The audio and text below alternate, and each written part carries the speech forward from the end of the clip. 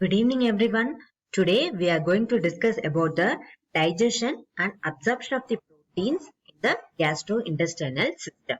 This is an important essay question asked in your previous university exam. The protein breaks down to form small polypeptides and amino acid with the help of the enzyme called proteolytic enzyme.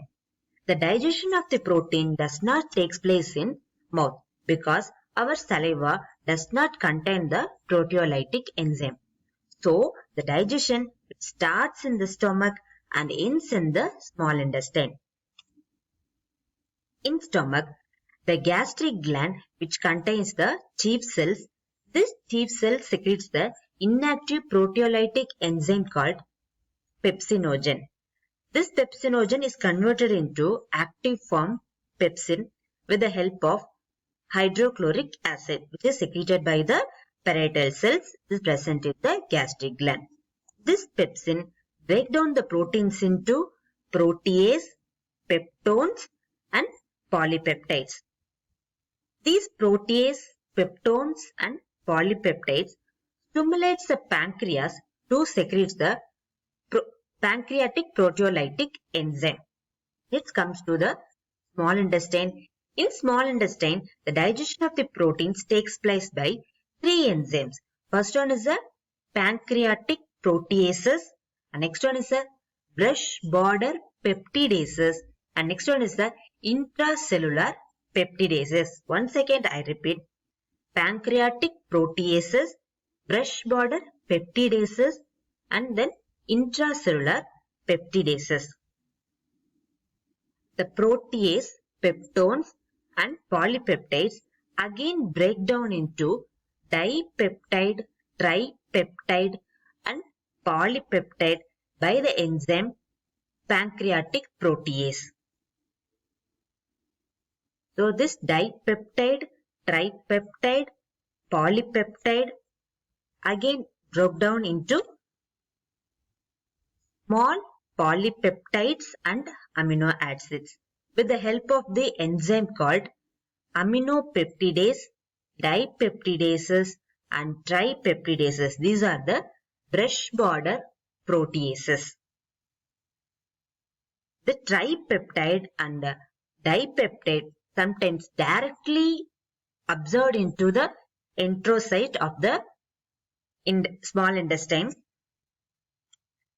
In enterocyte, this dipeptide and tripeptide again broke down by the intracellular peptidases into the amino acid.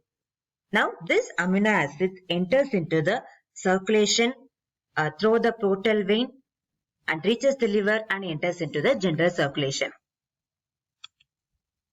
So now the digestion is complete. The end product is the amino acid.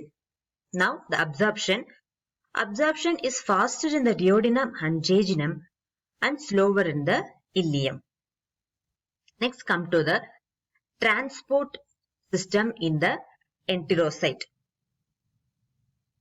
So this is the transport system. This is the enterocyte. This is the basolateral membrane. This is the lumen of the small intestine.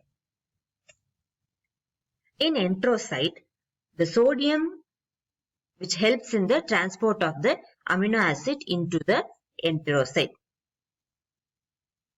So, the sodium which helps the transport of the amino acid into the enterocyte.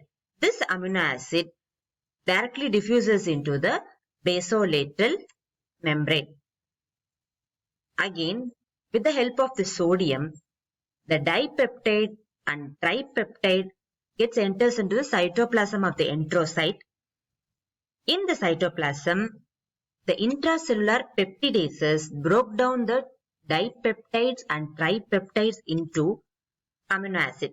Now the amino acid enters into the basolateral membrane, that is the interstitial space, and then it enters into the portal vein and it enters into circulation. This is the transport system of the proteins, that is the amino acid.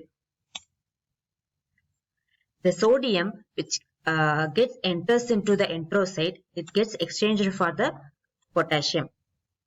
This sodium enters into the basolateral membrane. Now, the simple diffusion. Sometimes the amino acids directly diffuses into the cell passively. This is called simple diffusion. And then the exocytosis. The large polypeptides usually not observed in the small intestine. But in infants, the immunoglobulins are the large polypeptides which gets observed in the small intestine, that is in the enterocyte, which helps in the passive immunity of the infants. So thank you.